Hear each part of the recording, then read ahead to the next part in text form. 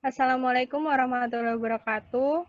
Perkenalkan, kami dari kelompok 10 akan mempresentasikan hasil diskusi kami tentang teknologi pengelolaan air dan pengelolaan hama, penyakit, dan gulma dalam sistem tanam ganda. Sebelumnya, kami akan memperkenalkan diri. Di kelompok kami ada Erlin Mustika Damayanti dengan NIM 134180214. Lalu ada Reza Cahya Andini dengan NIM 134180220. Lalu ada saya sendiri, Furda Farah Fuadati 134180221. Dan yang terakhir ada Isnaini Khairunisa dengan NIM 134180222. Next. Selanjutnya, kita akan membahas tentang pengelolaan air, pengelolaan gulma, pengendalian hama dan penyakit, rotasi tanaman dan hama penyakit tanaman, serta pengaturan tanaman, kerapatan tanaman, dan hama penyakit tanaman.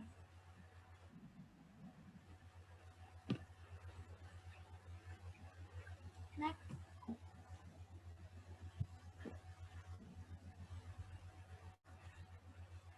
Yang pertama yaitu pengelolaan air dalam sistem tanam ganda.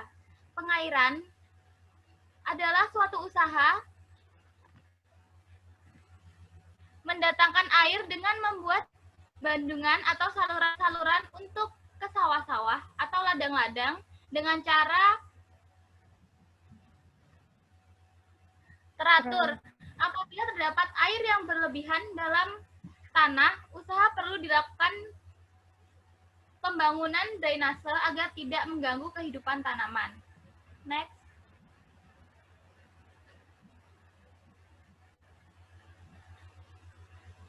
Pada lahan sawah yang beririgasi, dalam musim hujan di samping ditanami padi, juga petani sempat menanam palawija seperti jagung, kacang panjang, dan sebagainya di atas pematang atau galangan sawah tersebut. Apabila sawah sistem sorjan, di mana tanah lahan pertanian dapat dibagi dua secara berseringan, yaitu lahan gulutan dan lahan basah atau tabukan.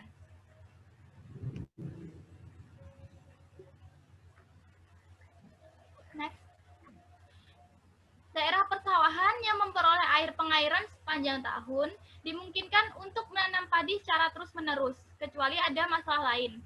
Biasanya, pada daerah irigasi ini, lahan yang dimiliki petani lebih sempit bila dibandingkan dengan lahan tanpa irigasi.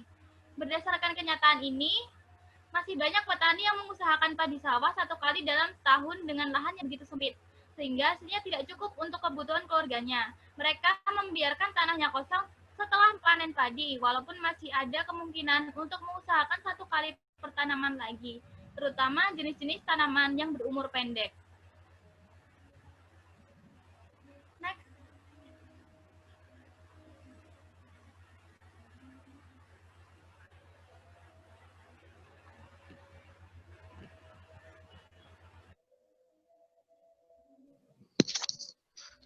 Yang selanjutnya adalah pengelolaan gulma. Faktor yang perlu diperhatikan dalam pola sistem tanam ganda adalah kemungkinan adanya persaingan antara tanaman satu dengan tanaman lainnya yang sejenis, ataupun persaingan tanaman pokok dengan gulma.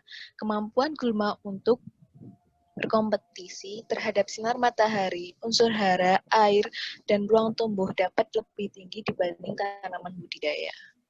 Next.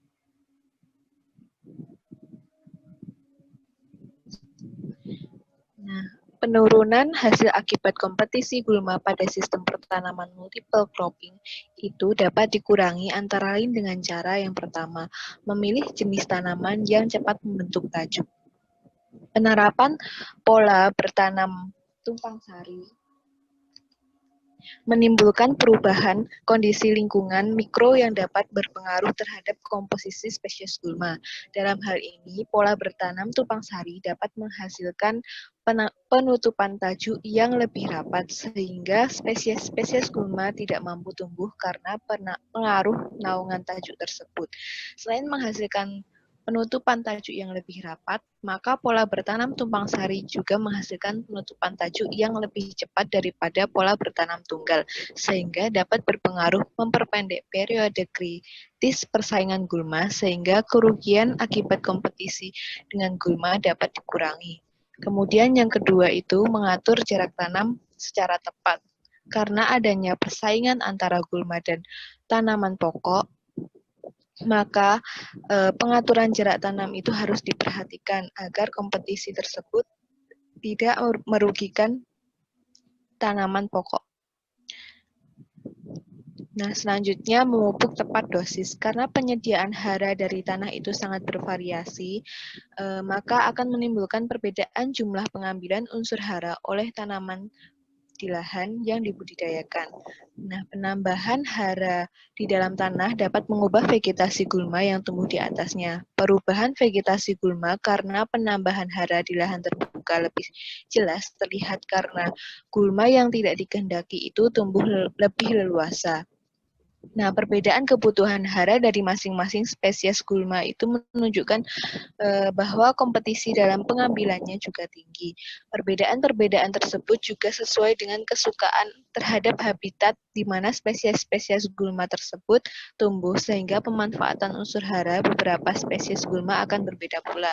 Karena kebutuhan tumbuh antara tanaman budidaya dengan gulma adalah sama, sehingga terjadi kompetisi dalam penggunaan hara. Akibatnya penyerapan hara oleh tanaman budidaya menjadi berkurang. Oleh sebab itu, pemupukan secara tepat dosis itu lebih baik untuk mengurangi adanya gulma yang tumbuh, sehingga tidak terjadi kompetisi perebutan unsur hara antara gulma dan tanaman pokok. Yang selanjutnya ada menumpang sarikan dengan tanaman penutup.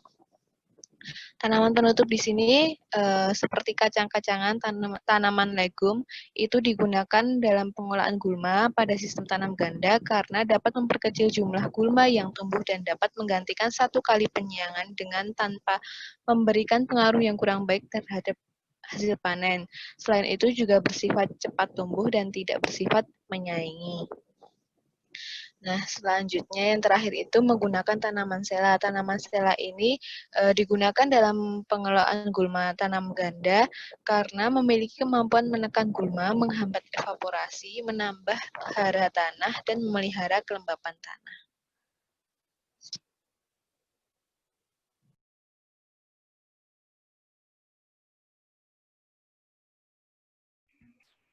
Nah, selanjutnya adalah pengendalian hama dan penyakit.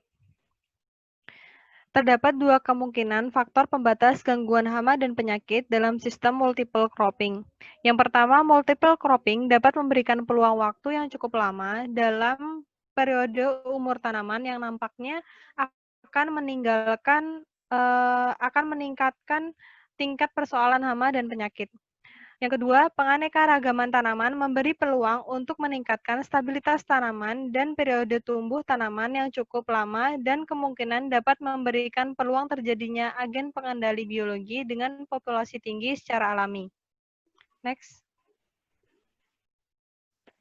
Selanjutnya yaitu penyebab meningkatnya hama dan penyakit dan cara pengendaliannya. Yang pertama adalah penanaman secara monokultur, di mana dapat menurunkan keragaman dan memungkinkan ledakan populasi suatu hama dari tanaman dengan jenis yang sama dan berulang kali ditanam. Pengendalian yang dapat dilakukan dengan menanam aneka tanaman berjumlah sedikit dalam suatu populasi. Yang kedua, penanaman tidak serentak pada petak yang berdekatan dapat menyebabkan tingkat kerusakan oleh hama yang meningkat. Dan yang ketiga, penggunaan metode-metode pengendalian yang tidak sesuai dapat menyebabkan kerusakan pada lingkungan, sehingga penggunaannya harus mendasarkan pada kebutuhan agar ekonomis dan tidak merusak lingkungan. Next.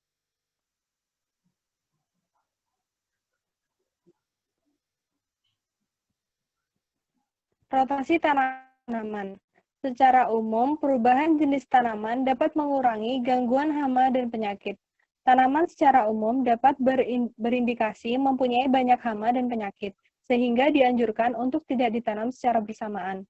Siklus hama dan penyakit sering disinkronkan dengan tanaman inangnya dan dibatasi oleh kondisi iklim serta ekologi. Apabila tanaman inang berpindah pada fase perkembangan tertentu, hama akan mencari tanaman inang yang lain. Dan bahkan apabila periode hidup inang tidak sesuai cukup lama, maka kemungkinan hama tersebut akan hilang dan tidak akan muncul lagi. Next.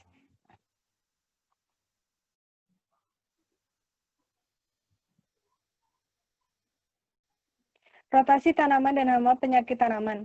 Rotasi tanaman legum dan biji-bijian biasanya mempunyai banyak keuntungan. Sequential cropping pada tanaman jagung dan padi juga dapat dipraktikkan tanpa menimbulkan banyak gangguan hama dan penyakit.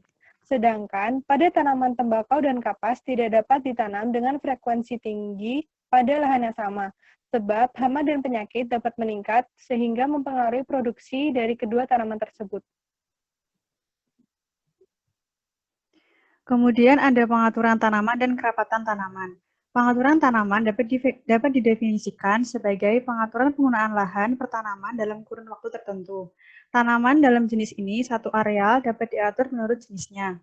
Sedangkan pengertian dari kerapatan tanaman adalah jumlah tanaman per lubang dan persatuan luas yang berpengaruh terhadap pertumbuhan dan hasil tanaman. Kedua hal tersebut merupakan upaya untuk pencegahan dan pengendalian hama dan penyakit yang menyerang tanaman yang dibudidayakan. Next. Pada kondisi alami, kerapatan spesies tanaman umumnya rendah jika jenis tanaman tersebut ditanam secara bersamaan dengan spesies tanaman lain yang banyak. Misalnya, pada daerah tropis, rainforest terdapat 100 spesies per hektar, tersebar banyak atau sedikit secara acak. Hal tersebut menjadikan daerah tropis rainforest dapat terhindarkan dari hama monobagus. Dengan kata lain, dalam sistem budidaya, kerapatan jenis tanaman spesies tunggal pada suatu area lahan tertentu yang secara keseluruhan ditumbuhi oleh satu genotip saja dengan keanekaragaman hayati yang rendah akan memiliki risiko lebih besar untuk terserang hama dan penyakit karena pada kondisi tersebut hama dan penyakit akan berkembang lebih cepat dan lebih mudah. Ada contoh kasus pada serangan hama pada jagung yang ditanam secara tumpang sari atau intercropping system dengan tanaman kacang tanah lebih rendah dibandingkan dengan jagung yang ditanam secara monokultur. Dilansir pada IRRI tahun 1975, juga mengemukakan bahwa gangguan penyakit layu akan rendah pada jagung yang ditanam secara bersamaan dengan kacang tanah daripada dengan sistem monokultur. Selain itu, pada tanaman tinggi akan menutupi tanaman yang pendek dalam sistem tanam bersamaan sehingga akan melindungi kedekatan inang. Sebagai contoh, pada tanaman tinggi dan tanaman pendek varietas genja ditanam bersamaan guna melindungi varietas yang pendek dan mencegah burung yang merusak tanaman. Next. Sekian presentasi dari kami, kurang lebihnya mohon maaf. Wassalamualaikum warahmatullahi wabarakatuh.